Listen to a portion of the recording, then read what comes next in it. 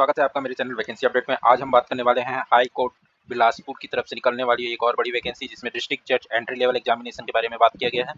और ये वैकेंसी निकली हुई है आपकी 5/8/2024 को इसका नोटिफिकेशन आउट हुआ है, जिसमें जो लास्ट डेट है आपका, जो सबमिशन का लास्ट डेट आएगा वो रहेगा आपका 31/8/2024 को है, जो कि 5 बजे तक है। ये जो वैकेंसी है ये ऑफलाइन मोड से भरी जाएगी, ये पहले ही बता देता हूँ आपको। दूसरी चीज़, इस पोस्ट के थ्रू आपको यहाँ पर एप्लीकेशन फॉर्मेट को ऑफलाइन भेजना है। इसके लिए फॉर्मेट क्या रहेगा, कैसा रहेगा, क्या सिलेबस रहेंगे, क्या एग्जामिनेशन के टॉपिक्स रहेंगे, किस टाइप के एग्ज़ाम होंगे, ये सब के बारे में हम बात करेंगे पूरे वीडियो में, तो वीडियो को स्किप ना करें, ठीक है। आइए देखते हैं। तो यहाँ पर जो है 31/8/2024 को इसकी लास्ट डेट है, मतलब 31 अगस्त को इसकी लास्ट डेट रहेगी।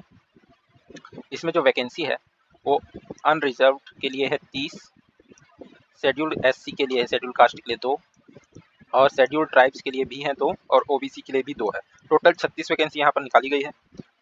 अब इसमें बोला गया है कैरी फॉरवर्ड री एडवर्टाइजमेंट फॉर द ईयर 2022 में जो वैकेंसी निकाली गई थी उसको कैरी फॉरवर्ड कर दिया गया है, जहाँ पर ओबीसी को एक पोस्ट दी गई है। यहाँ टोटल हो जाता है फिर 3 पोस्ट ओबीसी के लिए, और बाकी एज इट इज़ जैसे, तो यहाँ पर 36 का हो जाएगा आपका 37 टोटल वैकेंसी यहाँ निकल के आ रहा है। अब इसमें जो वुमेन्स के लिए है, महिलाओं के लिए रिजर्व है 9 पोस्ट, जो कि जनरल से है। 9 पोस्ट रिजर्व है इसमें महिलाओं के लिए, ठीक है। अब ध्यान देते हैं, यहाँ पर जो एलिजिबिलिटी है वो सिटीजन ऑफ इंडिया होना चाहिए। यहाँ पर जो बोला जा रहा है कि आपका उम्र 1/1/2024 से 35 वर्ष का हो जाना चाहिए, और जिनका उम्र क्या बोलते हैं 35 के साल नहीं हुआ है वो इसके लिए एलिजिबल नहीं होंगे, ठीक है। और साथ ही साथ जिनका उम्र 45 के अंडर है वो इसके लिए अप्लाई कर सकते हैं, जिनका 45 हो गया है वो अप्लाई नहीं कर सकते, तो इस चीज़ का खासा ध्यान रखेंगे। अब बात कर लेते हैं इसमें एप्लीकेशन फॉर्म एंड टेस्टिमोनियल। तो इसमें बोला गया है कि interested candidate must submitted their application in the format available on the website. तो ये जो फॉर्मेट है ये वेबसाइट पर भी उपलब्ध है, और साथ ही साथ मैं इसको अपने वीडियो के डिस्क्रिप्शन में भी दे दूंगा, तो आप वहाँ से जाके डायरेक्ट डाउनलोड कर सकते हैं, देख सकते हैं, ठीक है। अब इसमें बोला गया एग्जामिनेशन फीस जो की रहेगी 1000 फॉर ऑल द कैंडिडेट्स, मतलब 1000 रहेगा अनरिजर्व के लिए, और ये जनरल के लिए ही 1000 है। यहाँ पर 700 रुपये रहेगा आपका शेड्यूल कास्ट, ओबीसी और शेड्यूल ट्राइबल्स के लिए, ठीक है।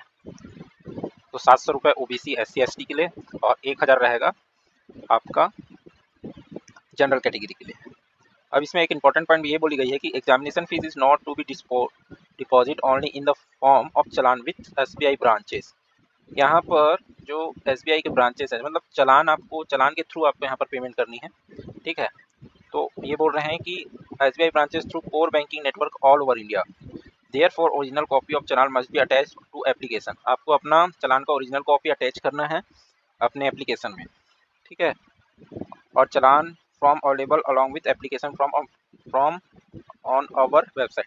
तो इसमें ऑलरेडी चलान दिया गया है फॉर्म में, मैं आगे के वीडियो में आपको बताऊंगा कि फॉर्म कहाँ पर वो क्या चलान कैसा दिया है, चलान का जो फॉर्मेट है रिसीप्ट है वो किस प्रकार से। अब बात कर लेते हैं, इसमें इंस्ट्रक्शन दिए गए हैं। Application must be submitted only in the pro forma available on the website. जो परफॉर्मा दिया गया है उसी के अकॉर्डिंग आपको एप्लीकेशन सबमिट करनी है, और किसी भी तरीके से सबमिट नहीं करनी है। परफॉर्मा बनी है उसी में ही फिल करके आपको सबमिट करना है एप्लीकेशन। और इसमें दिया गया है, हाँ, एनवलप जो रहेगा आपका 11/5 का रहेगा, स्टैम्पेड रहेगा, जिसमें पोस्टल स्टैम्प ऑफ 25 रुपये का रहना चाहिए। और इसमें बोला गया है registrar general high court of Chhattisgarh Bodhri Bilaspur pin 495220 before 31 अगस्त के आपको इस एड्रेस पर 31 अगस्त के पहले 5 बजे से पहले आपको वहाँ पोस्ट करना है, तो आपका वहाँ तक पहुँच जाना चाहिए। इसमें बोल दिया गया है लास्ट डेट बार बार बता रहा हूँ, 31 अगस्त लास्ट डेट है। The application may also be submitted by dropping them in the box keep therefore in registry office during the hours। अच्छा, इसमें एक और अच्छा सोल्यूशन दे दिया गया है, जो एप्लीकेशन है वो हम खुद जाके भी वहाँ की एक बॉक्स रखी होगी जो रजिस्ट्री ऑफिस है वहाँ, उस पर भी हम डाल सकते हैं। तो ये भी बहुत अच्छी बात है कि अगर पोस्ट अगर लेट हो रहा है तो अगर आप आसपास रहते हैं तो आप खुद जाके भी पोस्ट कर सकते हैं, वहाँ के बॉक्स में आप डाल सकते हैं। जो एड्रेस रहेगा वो ये रहेगा, the registrar general high court of Chhattisgarh Bodhri Bilaspur CG, pin code दिया गया है, इस एड्रेस पर आपको पोस्ट करना है। अब बात करते हैं हम एग्जामिनेशन की। तो बोला गया है eligible candidates all be required to appear in written examination at the exam centre for viva was at their own expenses, मतलब इसमें कोई टीएडीए नहीं दिया जाएगा, अपने एक्सपेंस पर आपको आना है। The candidate will be called for viva in the ratio 1:3 in order of merit, ठीक है, 1/3 रेशियो के अनुपात में बुलाया जाएगा। अब एडमिट कार्ड, तो इसमें क्या है, admit card will only be made available on the website, मतलब एडमिट कार्ड भी आपको खुद बनाना है, उन्होंने परफॉर्मा दे दिया हुआ है, जितना भी चीज़ है वो आपको खुद फिल करना है। वो लिस्ट जब आएगी मेरिट लिस्ट, उसमें रोल नंबर और जो भी नंबर्स रहेंगे आपको दे दिए जाएंगे, उसको आपको यहाँ पर परफॉर्मा में फिल करके उन लेके आपको जाना है।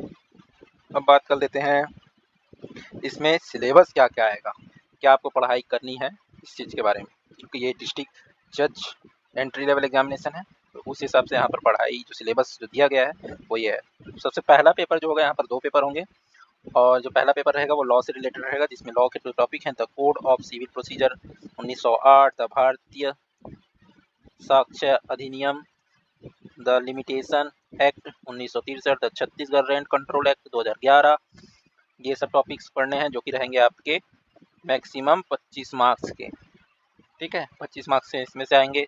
फिर आगे आपका दूसरा बी, भारतीय नागरिक सुरक्षा संहिता 2023, भारतीय न्याय संहिता 2023, the prevention of corruption act 1988, the Chhattisgarh excise act 1915, the scheduled caste and scheduled tribes prevention of atrocities act 1989, और एक है the narcotic drugs and psychotropic substance act 1985, ये भी इसमें से भी 25 मार्क्स के क्वेश्चंस आएंगे।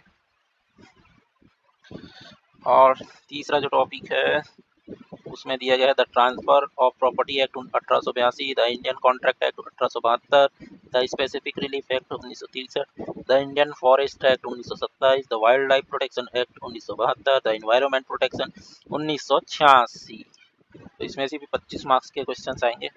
और आपका चौथा रहेगा principle of leading conveyance the constitution of India, इसमें से भी 25 मार्क्स के क्वेश्चंस आएंगे। तो ओवरऑल देखा जाए तो यहाँ पर 1 2 3 4 25 चौके 100 मार्क्स के आपके पेपर 1 होंगे। दूसरा रहेगा पेपर 2 लॉ, जिसमें रहेगा आपका framing of issue and writing of judgement in civil cases, जिसमें 40 मार्क्स के रहेंगे। Framing of charges and writing of judgement in criminal cases, इसमें रहेंगे आपके मैक्सिमम 40 मार्क्स, ये भी रहेंगे।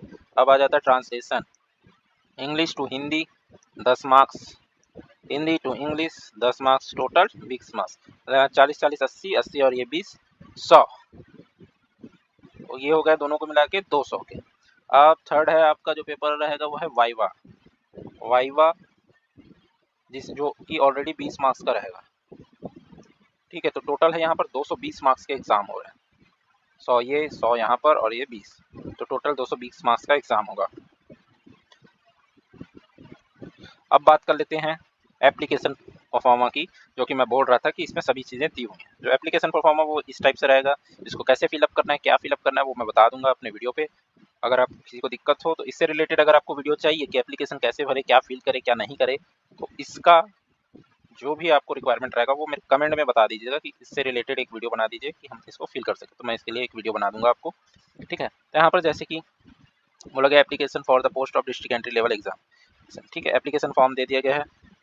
तो यहाँ पर फॉर ऑफिस यूज़ ओनली, ये ऑफिस वालों के लिए है, इसमें आपको कुछ भी नहीं भरना है, ये ब्लैंक ही रहेगा, ठीक है, ये बता देता हूँ मैं आपको। यहाँ पर आपका फ़ोटो, यहाँ पर सिग्नेचर, यहाँ पर थंब इम्प्रेशन, ये आपका नाम, address, date of birth, age, category, ये date of enrolment as advocate, कौन से ईयर में आपने लॉ डिग्री पास आउट की, number of years and active practice as an, ठीक है, ये सब तो आपको पता ही होगा कि क्या भरना है, इसमें कोई बताने वाली बात तो है नहीं, लॉ के जो स्टूडेंट्स हैं उनको पता ही होगी।